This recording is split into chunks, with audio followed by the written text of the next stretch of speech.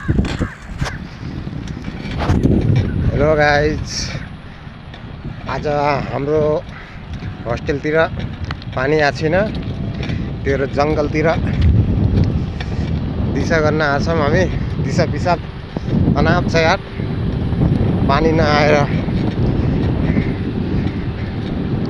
यता चाहिँ साइडमा कम्पनी छ, लास्टै ठुलो।